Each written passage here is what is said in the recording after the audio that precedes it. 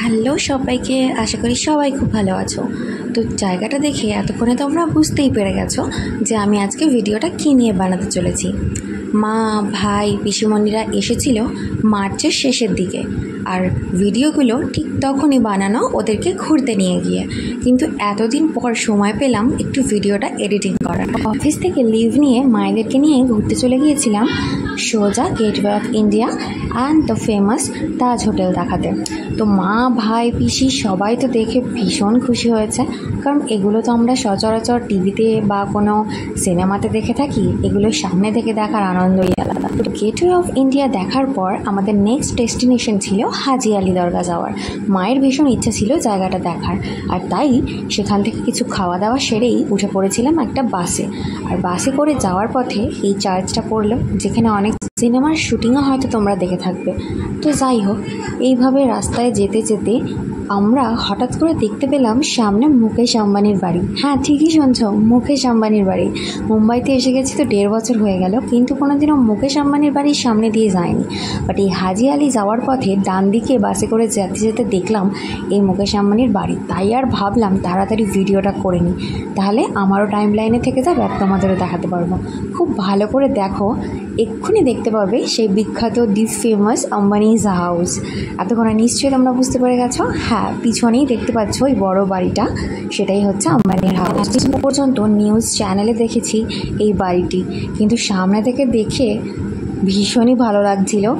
আমরা যে কোনো জিনিসই টিভির পর্দায় দেখলে আমরা সেটা সামনে থেকে দেখলে একটা আলাদা রকম এক্সাইটমেন্ট ফিল করি, তাই না? সবার ক্ষেত্রেই সেটা হয়, অ্যান্ড আমার ক্ষেত্রেও সেটা হয়েছিল। যাই হোক, এই মুকেশ আম্বানির বাড়ি পার হয়েই কিন্তু হাজি আলি যাওয়ার রাস্তা, এবং হাজি আলি থেকেও পিছন ঘুরে তাকালে এই বাড়িটি কিন্তু পুরোটাই দেখতে পাওয়া যায়। যাই হোক, চলো এখন মুকেশ আম্বানির বাড়িকে পিছনে ফেলে তোমাদেরকে নিয়ে যাই হাজি আলি দরগার দিকে। আর হ্যাঁ, কমেন্ট করে অবশ্যই জানাতে ভুলো না এই অ্যান্টালিয়া তোমাদের কীরকম লাগলো। একদমই সামনে থেকে কিন্তু তোমাদেরকেও দেখিয়ে দিলাম বন্ধুরা। তো চলো আমার সাথে সাথে এবার তোমাদেরকেও নিয়ে যাই হাজি আলিতে। এই দরগা প্রবেশ করার সময় দুই দিকে এরকম সারি সারি অনেক রকম দোকান, ফুলের মালার দোকান, তারপর যে চাদর চড়ায় সেই চাদরের দোকান, বিভিন্ন রকমের রুমাল, সমস্ত কিছুই এখানে পেয়ে যাবে তোমরা। তো সেই দোকানগুলো পেরিয়ে আমরা চলে এলাম, দেখো, একদম রাস্তার মাঝখানে, এবং সমুদ্রের মাঝখানে বলা হয় হাজি আলি। তার কারণটা হচ্ছে এই সমুদ্রের মাঝখান দিয়ে যে রাস্তা দেখতে পাচ্ছ, এই রাস্তা দিয়েই সোজা হেঁটে যেতে হয় হাজি আলিতে। আর যখন জোয়ারের জল থাকে তখন এই রাস্তাটিও সম্পূর্ণ ডুবে থাকে জলের নিচে। আর এখন ভাটা চলছে, সেই জন্যই এই রাস্তাটা ওপেন রয়েছে এবং দূরে দূরে জল দেখতে পাচ্ছ। অন্য সময় কিন্তু এই রাস্তাটাও জলেতেই ডুবে থাকে। তো যাই হোক, আমরা একদমই চলে এসেছি। তো ঢুকে পড়লাম ভেতরে। এখানেই সেই সমস্ত চাদর চড়ানো, ফুলের, যারা ফুল নিয়ে আসে, ফুলের মালা চড়ানো এইসব হয়। আমরাও গোলাপ ফুল নিয়েছিলাম এবং দেব সেটা চড়িয়েছে। তো ভেতরটা তোমাদের একটু ঘুরে দেখাই। দেখো, ভেতরটা এরকমই দেখতে, আর একটা দু সাইড থেকেই আরব সাগরের পুরো ভিউ দেখতে পাওয়া যায়।